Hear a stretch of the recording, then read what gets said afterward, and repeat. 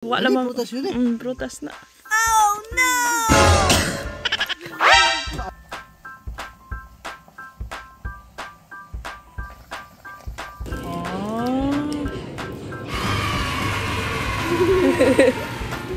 Alam niyo mga kabisdak, since yung nag-stop si Daddy Insoy na sigarilyo,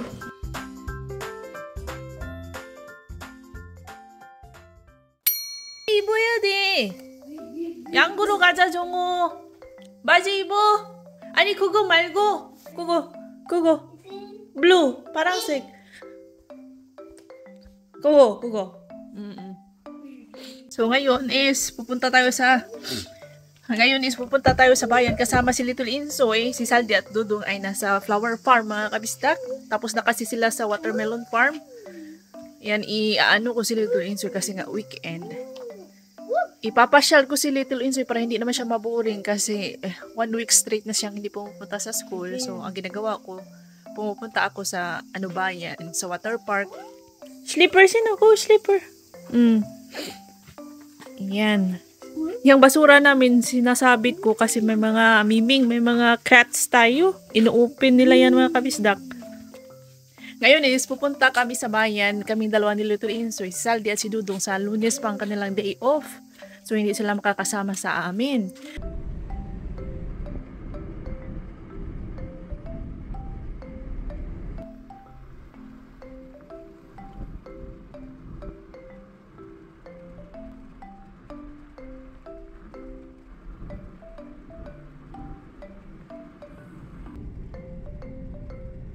Si Daddy Insoy pala ay nangunguha ng suso. Madalas na po siya manguha ng suso kasi may mga buyer na siya ngayon. Ang per kilo is 1,000 pesos. Pero minsan may discount kasi mga kakilala lang niya yung bumibili dito sa village namin. Yung iba is pinamimigay niya. Opo, kasi nga hindi man siya busy today. So hindi ko rin pwede kasi itong may kumonta kasi siya, may customer siya ngayong araw gusto magpa-deliver ng suso kaya pumunta siya sa Sapa. Hindi ko rin kasi siya pwedeng tulungan kapag nandito si Little Insoy. Dahil walang magbabantay kay Little Insoy, baka mapano sa Sapa. Hindi pa naman ako marunong lumangoy. Si Daddy Insoy, hindi rin yan marunong lumangoy, guys. Kahit na may mga PE, mga swimming classes kami sa school, natatakot akong lumangoy talaga. So, ayun, siya lang mag-isa, nangunguha ng suso. So, today is magsuroy-suroy na lang kami. Pasyal-pasyal na lang ito si Little Insoy at magbili ako ng tinapay kasi si Bianan nag-crave ng tinapay at magbili na din ako ng karne and then mga groceries sa bayan. Gagamitin natin yung gift cash kasi hindi pa naubos namin yung gift cash. Meron pa. Kasi total na na-receive namin guys is 600,000 Korean won. Nasa mga 24,000 pesos. Sa kaming tatlo, ako, si Little Insoy at si Daddy Insoy. So yun po. Kaya until now, meron pa. So gamitin natin at bibili na din ako ng pizza or burger. Ipapasalubong ko kay Saldi at Dudong.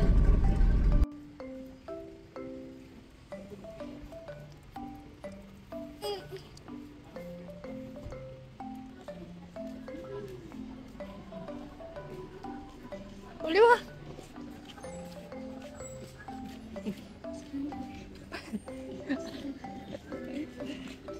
Hello.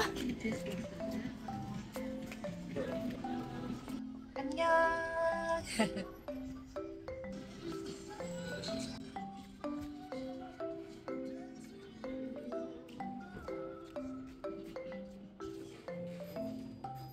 Nandito po tayo sa Paris Baguette Bake Shop, pero kung ang mga Koreans, tinatawag po nila itong Paris Baguette. Tinatanggalan po nila ng S yung word na Paris. So, Paris Baguette Bake Shop. Hapon na po kaming dumating kaya nagkakaubusan na yung mga tinapay nila dito.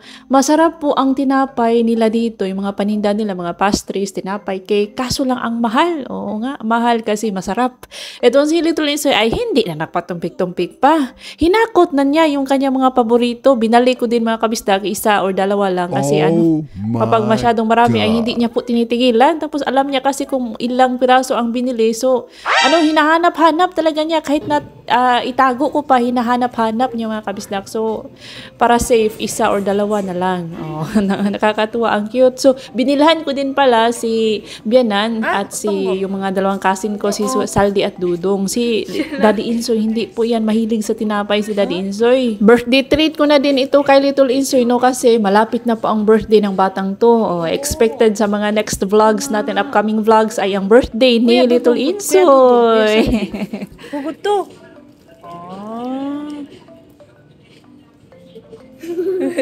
Yay! Kuya Dudong, Kuya Saldi, Manila.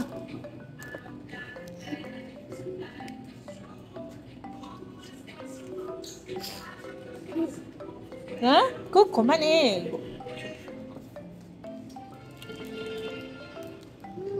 Kaman, tsaka mahal mo.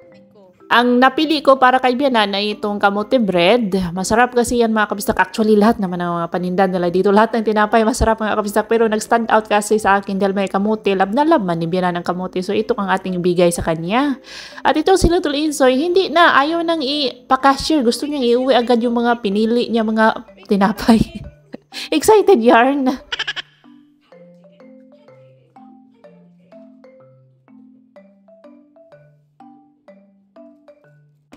Push. Push. Sudah ba?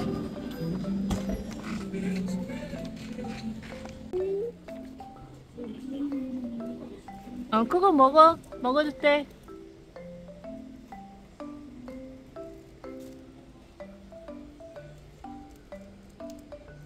Pagkalabas ng Paris Baguette, ayan po yung spelling ng Paris Baguette. Paris Baguette lang kung tawagin ng mga Koreano. Hindi na siya makapaghintay mga kabistak. Kalamon agad ng kanyang paboritong tinapay. Kumakain na po si Little Insoy sa kanyang tinapay. And pupunta kami sa Domino's Pizza. Magsasalita pa sana ako dyan, kaso may dalawang lalaking sundalo sa likod ko mga kabisdak. Napansin nila na nagva-vlog ako. Ayaw ng mga Koreans na guys, nahagip sila ng camera. O, pinaprotektahan. Mahalaga talaga sa kanilang privacy. So, yan. While waiting sa ating pizza, ay nag-order na rin ako ng chicken dito sa Mom's Touch. Magkalapit lang kasi itong Domino's Pizza at Mom's Touch mga kabisdak. O, for dinner is pizza and chicken. Opo, nandito tayo sa loob ng CR. Dito pa rin sa Mom's Touch. Yung chicken natin hindi pa tapos. Nagpupo na talaga si Little Insoy. Joya! Palihe! Nagpupo pa talaga. Hindi pa tapos ang ating chicken mga kabisdak. Nasa loob po tayo ng CR. Nakuha na namin ang ating chicken. Balik tayo sa Domino's Pizza.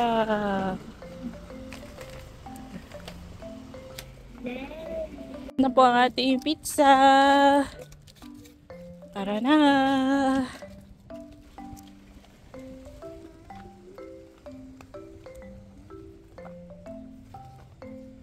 Ang plano ko nito is after naming makuha yung mga in-order naming pagkain is uuwi na. Pero itong si Little Insoy, naiisip niya ang water park. Yanggu downtown equals water park.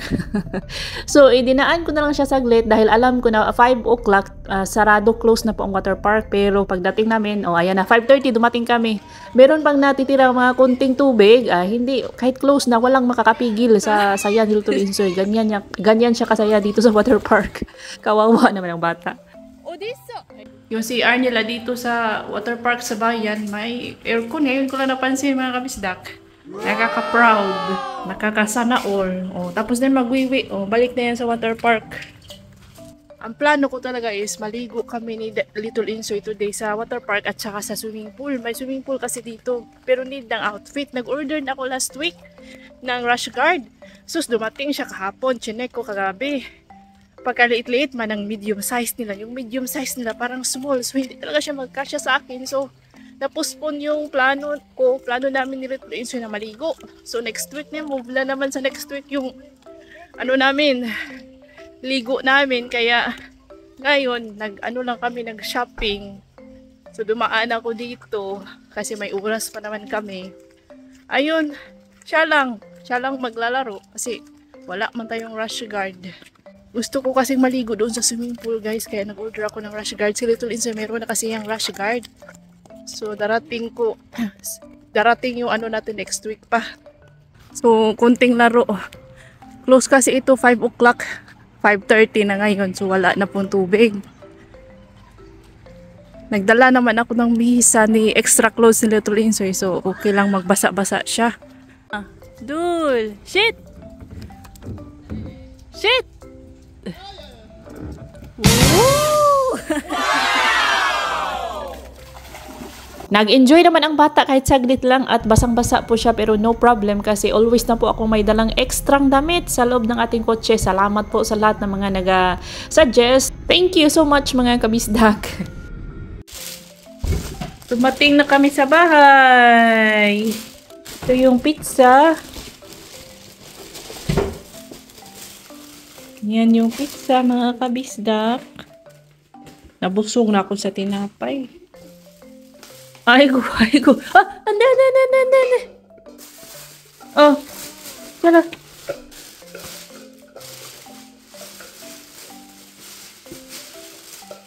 Gusto na kumain ni Little Insoy. Yan, kumakain na si Little Insoy. Philadelphia cheese something pizza.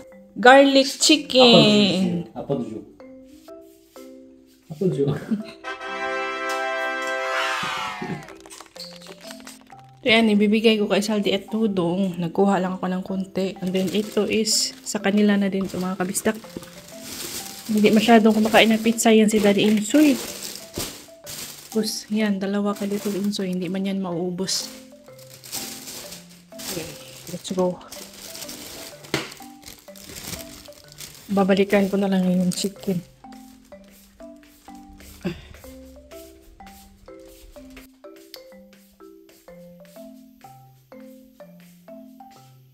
Ula pa pala.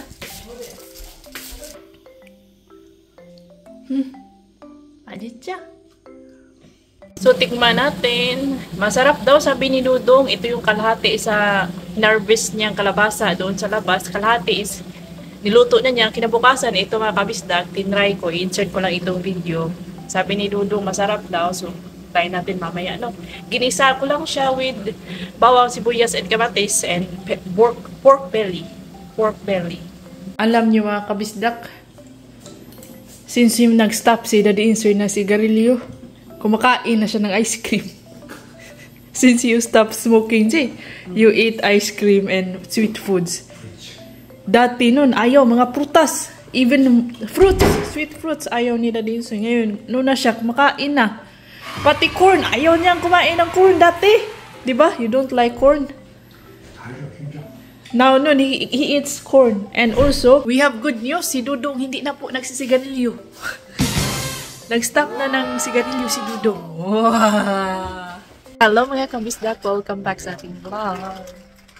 Nandito tayo ngayon sa Daiso. Ako ay mamimili ng konti lang naman para sa birthday ni Little Insoy. Sa next day na po ang birthday ni Little Insoy. So bibili lang ako ng birthday cap. Yung birthday hat. At birthday hat ba ang tamang term? Yung patulis na ganun guys. So yun lang. At let's see kung ano pang mabibili. Mabubudol na naman ako dito sa Daiso. Eto.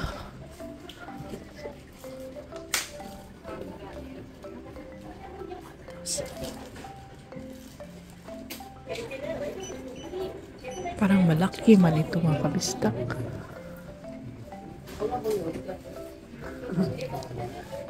Ito na lang. Ito na lang. Actually, nagmamadali ako ngayon kasi may klase pa tayo mga kabisdak. Okay, yan na po ang ating napamili. Yan na po ang ating napamili mga kabisdak. Ewan ko ba kapag shopping. Kapag nagsha-shopping tayo, no, ang bilis-bilis ng oras. Grabe. Grabe. Ang bilis ng oras guys, malilate na tayo. Bisa natin kasi 9:47 na, 10 o'clock po ang aking klase. Tapos make up pa ako mga kabisdak. Let's go. Makulimlim po ang ating araw. Oo, makulimlim siya. Which is good kasi napakainit, sobrang init. Tapos na po ang ating klase at ngayon ay naghihintay ako dito sa tapat ng Songshim Hospital. Kasi sumakay ng bus si Little Insoy at si Daddy Insoy. Sakay siguro sila nito. Ayan. Si Daddy Insoy at si Little Insoy ay pupunta rin dito sa bayan. O, ayan na nga. Ayan na nga. Shush. Changshi! Jalawak man ay ilis.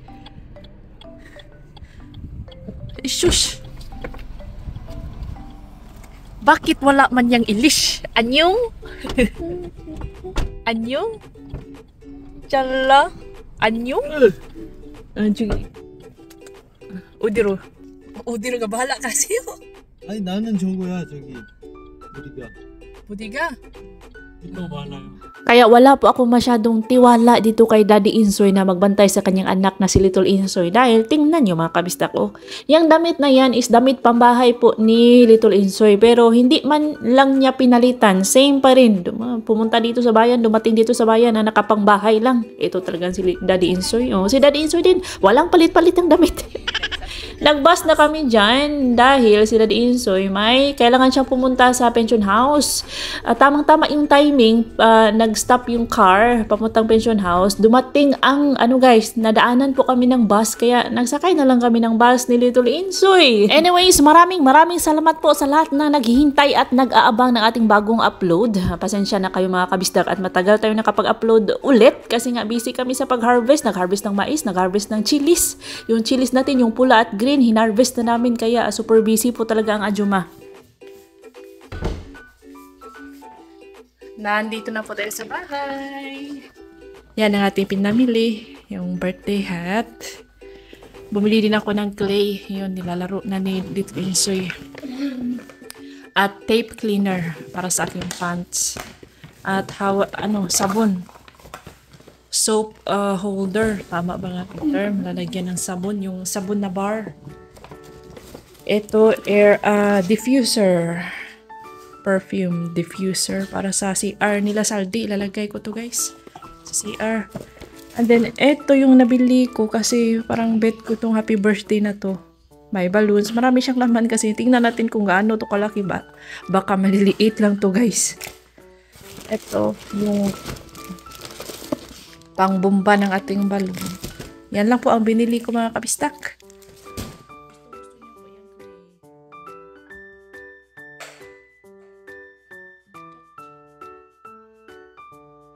Nagdadala ng baon si Little Insoy. Sasama din yan sa radish farm. Yung radish kasi natin, yung iba is nabubulok. Parang inuud sila guys. Pati ba? Oh. Oh. Nagbungay ka nagtulong. Mag-i-spray sila sa radish. Wala na bagta ka na ko unod dito. Ipang-uod ba nag-uban dong? Tubig. Kiri dadong ka idong. Kuligasin na. Kiri dong ka idong.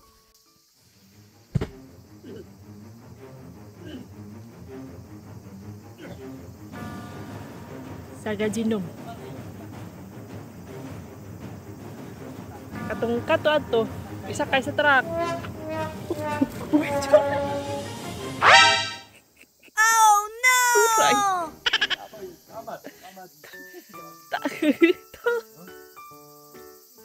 Away, jure. Way klaro. Ahat puk iring ga arang hinanok sa irigi. Tamat sa kibra na itin. Sunay day. Tamat. Timbakuwas lang iring. Walay talaga itong si Daddy Insoy kung ano-ano na lang ginagawa niya sa mga pusa. Kaya ayaw ng mga pusa sa kanya. Number one, hindi niya binibigyan ng pagkain. Ayaw ni Daddy Insoy sa pusa talaga guys. Mahilig po siya sa mga aso. So, hindi malapit ang mga pusa sa kanya. Sa akin lang talaga, pakimama. Sa akin lang kasi ako yung nagbigay ng pagkain. Ako lang din yung nakikipaglaro sa kanila. Kaya mas malapit ang pusa sa atin. Anyways, maraming salamat po sa ating mga masugid na mga kabisdak, viewers, commenters, subscribers, silent viewers, sa mga lagi nag-aabang ng ating mga bagong videos. Maraming salamat po sa ating mga bagong subscribers. Welcome po sa ating channel. Hello pala kay Ma'am Aiza Aiko Aranta ng Clarin, Bohol. Thank you so much much mga kabuhol. At itong si Dodong, naisip kong i-prank siya dahil gusto niyang tikman itong maliit na parang apple daw. Hindi ako sure kung nakakain pa, hindi ko pa yan natikman. So, pinrang ko si Dodong. Tingnan ko kung maniwala ba siya sa akin. Wala mang prutas na.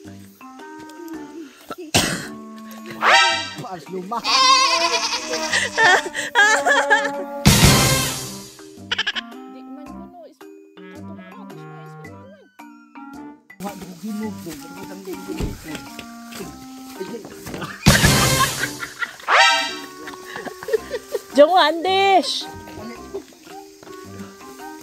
Natagak siya. Jongo, aya. Aya. Aya. Iya ni ilang ato ada kanang bunga. Nanay bunga ilang dani wa pa man.